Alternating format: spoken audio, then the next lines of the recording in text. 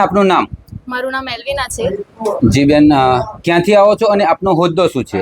હું નવી જિલ્લા પંચાયતમાંથી આવું છું અને મારો હોદ્દો તાલુકા રિસોર્સ પર્સન તરીકેનો છે, જે સામાજિક ઓડિટની કામગીરી કરવામાં આવે છે. જી બેન, આજે પંચાયત વડથલ ખાતે આવ્યા છો તો શું આજની બાબત જે વિગત તમારા ધ્યાને આવી છે?